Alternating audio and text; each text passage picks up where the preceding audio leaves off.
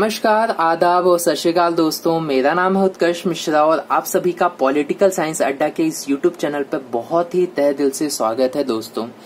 दोस्तों आज हम सभी पीस एंड कॉपरेशन का जो टॉपिक है इसके बारे में स्टडी करेंगे और इस टॉपिक के अंदर जो मेनली जो चीजें बताई गई हैं वो बताई गई हैं सार्क और साफ्ता के बारे में। तो आप लोग यूं कह सकते हो कि हम सार्क और साफ्ता के बारे में स्टडी करेंगे। हम सार्क के बारे में जानेंगे कि सार्क कब बना, इसके ऑब्जेक्टिव क्या है, इसमें कमियां क्या है और कैसे इन कमियों को सुधारा जा सकता है। साफ्ता के बारे में पढ़ेंगे कि जो साफ्ता क्या है, कब हुआ, कब इसको अपनाया गया और साथ ही साथ हम साफ्ता के जो ऑब्जेक्टिव्स हैं वो समझने की कोशिश करेंगे। तो आई होप आप लोगों को ये सारी चीजें बहुत ही अच्छी तरीके से समझ में आएगा। वीडियो को जरूर शेयर कर देना क्योंकि ये वीडियो इंपॉर्टेंट है। 4 मार्क्स की वैल्यू रखता है ये टॉपिक आपके एग्जाम में। तो चलिए शुरू करते हैं। तो पहले शुरू करने से पहले मैं सार्क और साफ्ता के बारे में आपको कुछ बताना चाहता हूँ। देखिए, जो सार्क है उसको आप एज ए स्कूल कंसिडर करिए और जो साफ्ता है उसे क्या करिए, एज अ क्लास कंसिडर करिए। कैसे? यानी जो सार्क है उसका पार्ट क्या है, साफ्ता, उसी के अंदर ही हमारा साफ्ता आता है। जैसे स्कूल के अंदर हमारी क्लासरूम्स होते हैं 9, 10, 11, 12 के, सेम उसी तरीके से सार्क के अंदर भी एक क्लासरूम है और उस क्लासरूम का नाम क्या है, साफ्ता। आई होप आपको सार्क और साफ्ता अब समझ में आ गया हो। यानी सार्क का अंदर का ही पार्ट है साफ्ता। तो चलिए अब स्टार्ट करते हैं सार्क से।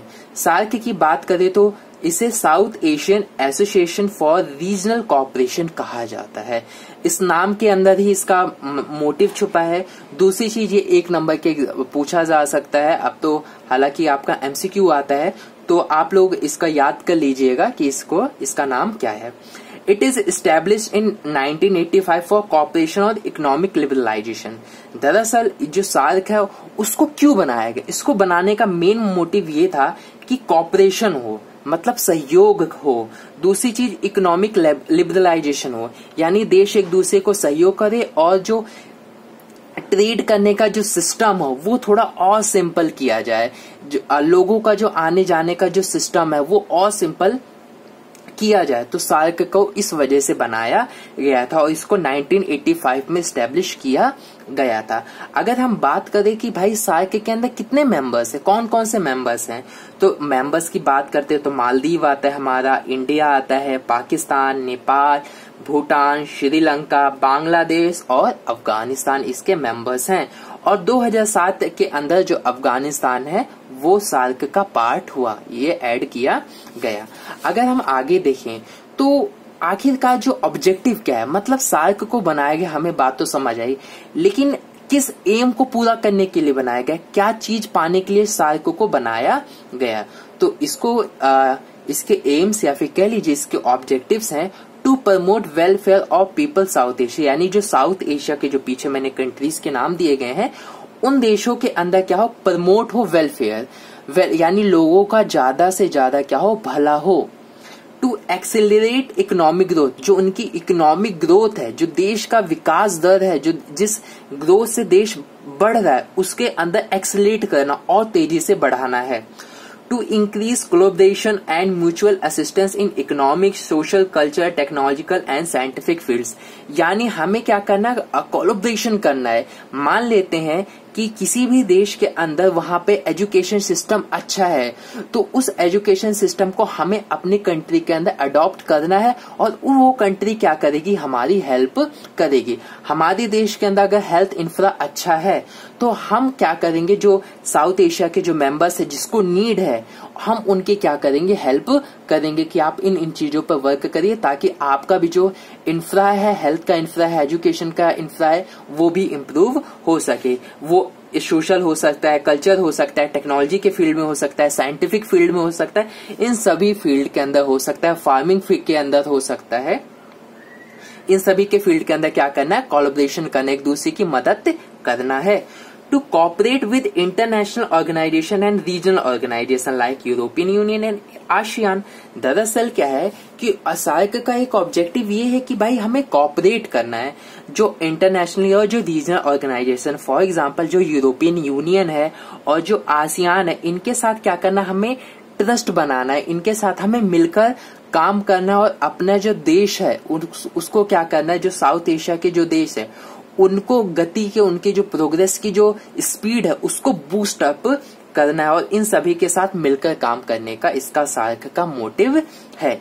अगर हम आगे बढ़ें तो ऑब्जेक्टिव्स आई होप समझ में आप लोगों को आ गए होंगे, बहुत ही सिंपल तरीके से मैं आप लोगों को बता रहा हूं। दूसरी चीज आता है अब भाई चैलेंजेस ऑफ सार्क क्या, यानी इसके क्या प्रॉब्लम्स है, क्या इश्यूज है सार्क के अंदर।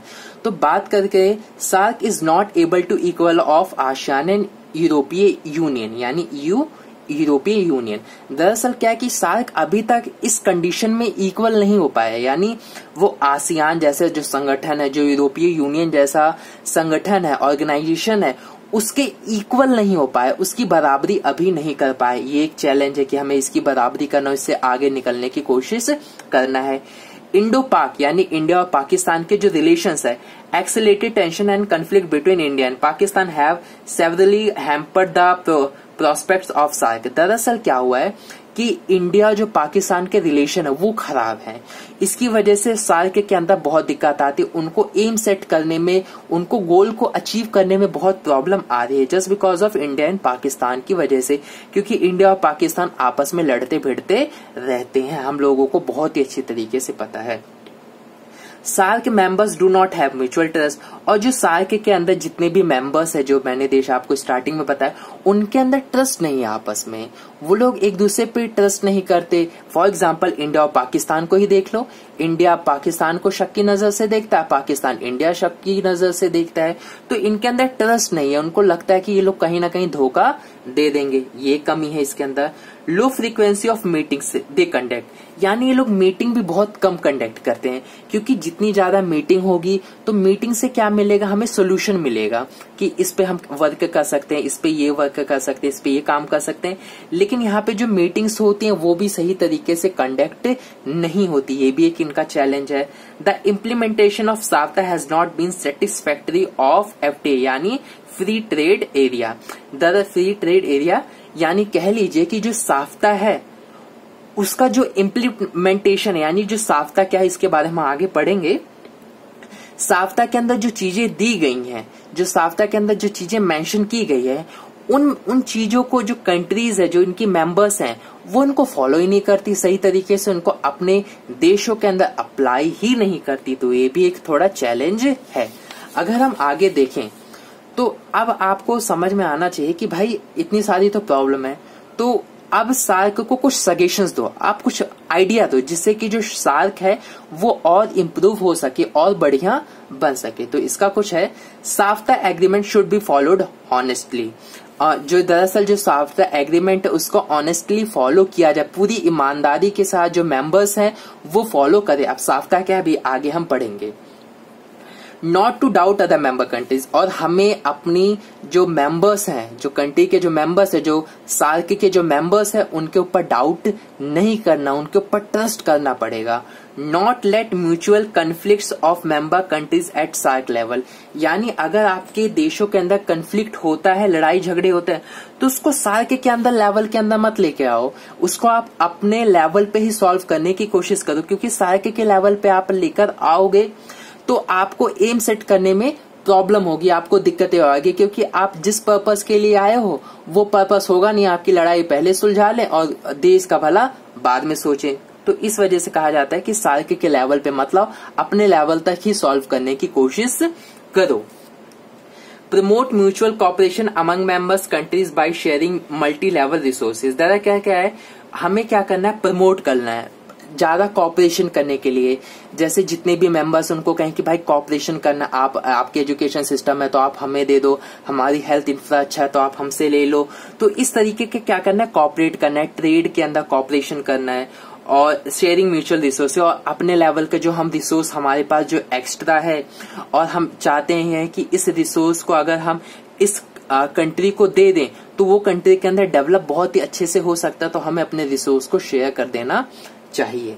Provide multipurpose visa to merchants and tourist for the long term. दरअसल क्या है, हमें एक बात करें तो मल्टीपर्पज वीजा भी अलाउड करना चाहिए मर्चेंट्स यानी व्यापारियों और टूरिस्ट्स को। दरअसल इससे क्या होगा कि वो लोग आएंगे, हमारे देश के अंदर और अच्छे से एक्सप्लोर करेंगे, घूमने का मौका मिलेगा, मर्चेंट्स आएंगे, वो भी व्यापार करेंगे। तो इससे देशों के बीच में क्या होगा, एक ट्रस्ट पैदा होगा कि हाँ भाई चलो ठीक है, ये यहाँ के लोग आ जा रहे घूम रहे, तो इट मीन्स कि अच्छा है। अगर हमारा ट्रेड हो रहा है, वहां के देश के लोग यहाँ आ रहे हैं और हमारे देश के लोग वहां जाते, तो एक ट्रस्ट होता है कि हाँ भाई देश अच्छे, यानी इनके बीच में सब चीज अच्छा चल रहा है, तभी तो इतना फ्रीली घूम रहे हैं। तो ये कुछ सजेशन है सार्क को इम्प्रूव करने के लिए। ये सारी चीज आप as a point as it is लिख सकते हो। आगे बात करें, इतनी देर से हम कह रहे थे मैं साफ्ता आगे बताऊंगा, तो ये लो अब मैं जाता हूँ साफ्ता को बताना। इसी बात पे हमारी इस वीडियो को लाइक करिए, चैनल को सब्सक्राइब करिए और अपने दोस्तों में शेयर जरूर करिएगा, क्योंकि टॉपिक है अगेन इम्पोर्टेंट। अगर बात करें साफ्ता की, तो साफ्ता की फुल फॉर्म होती है south Asian free trade area.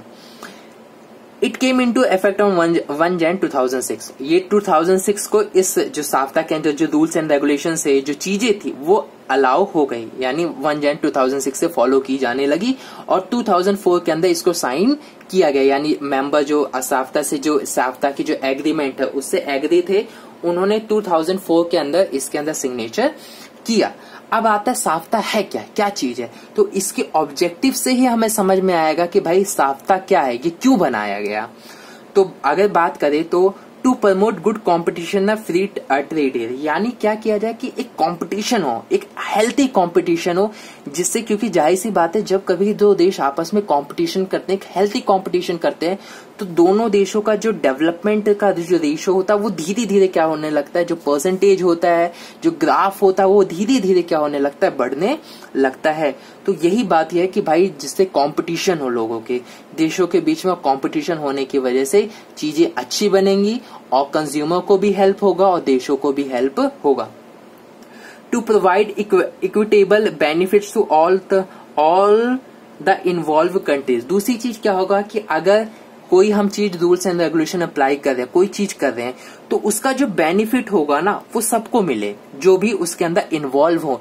ऐसा नहीं कि आप दो लोग इन्वॉल्व थे, एक को ज्यादा बेनिफिट मिला, दूसरे को कम बेनिफिट मिला, नहीं, बल्कि उनके बीच में जो बेनिफिट मिले वो क्या मिले, इक्वल मिले, एक रेशो में मिले, सेम रेशो मिले, ताकि दोनों देशों को कोई दिक्कत ना हो। ऐसा ना हो कि दूसरा देश आपत्ति करे कि भाई इसे तो ज्यादा फायदा मिल रहा है, मुझे तो कम बेनिफिट्स मिल रहे हैं, तो ऐसा ना हो। To benefit the people of the country and bring more transparency among countries. दरअसल क्या है कि जो पीपल है, जो वहां के लोग हैं, उनको बेनिफिट करना, जैसे भारत के देश के लोग हैं, पाकिस्तान, बांग्लादेश के लोग हैं, उनको क्या करना है, उनकी जो लाइफ स्टाइल है, जो सर्वाइविंग कंडीशन, उसको इम्प्रूव करना और एक ट्रांसपेरेंसी लाना कंट्रीज के बीच के अंदर, कि एक पारदर्शिता हो, कि ताकि कोई, क्योंकि ट्रांसपेरेंसी होने से क्या होगी कि देश ना आपस में शक करना कम करेंगे, ना पाकिस्तान इंडिया पे शक करेगा, ना इंडिया पाकिस्तान पे, बांग्लादेश इंडिया पे शक नहीं करेगा, इंडिया बांग्लादेश पे शक नहीं करेगा। तो एक ट्रांसपेरेंसी लाई जाए साफ्ता के through. Special preference to LDC least develop countries. दरअसल क्या है, लीस्ट डेवलप कंट्रीज उन कंट्रीज को कहा जाता है जहां पे हेल्थ फैसिलिटीज अच्छी ना हो, एजुकेशन फैसिलिटीज अच्छी ना हो, लोगों की जो परचेजिंग पावर होती है, यानी कह लीजिए जो उनकी इनकम है वो भी ज्यादा ना हो, कह लीजिए एक तरीके से जो बहुत ही ज्यादा गरीब देश हो, तो उनके लिए क्या किया जाए, स्पेशल प्रेफरेंसेस दिया जाए। जो साफ्ता है वो उनको स्पेशल प्रेफरेंसेस देगा, उनको एक विशेष तरीके का छूट देगा, जिससे कि क्या होगा, वो लोग अपना विकास कर सके, डेवलप कर सके और अपनी जो ग्रोथ उसको, जो स्पीड है उसको बूस्ट अप कर सके। आई होप आप लोगों को ये वीडियो बहुत अच्छी लगी होगी, कोई भी डाउट नहीं होगा। इनके ऑब्जेक्टिव्स आप जरूर पढ़ लेना, सजेशंस भी पढ़ लेना, क्या कमियां है सब पढ़ लेना, कब बनाया गया, कब लागू किया गया, सारी चीज, कब इफेक्ट हुआ, कब साइन हुआ, ये सब पढ़ लीजिएगा। इंपॉर्टेंट टॉपिक है और वीडियो को शेयर अपने दोस्तों में जरूर करिएगा, क्योंकि टॉपिक इंपॉर्टेंट है, बहुत ही ज्यादा इंपॉर्टेंट है, जरूर पढ़िएगा। मिलते हैं आप लोगों से नेक्स्ट वीडियो में, तब तक के लिए बाय बाय।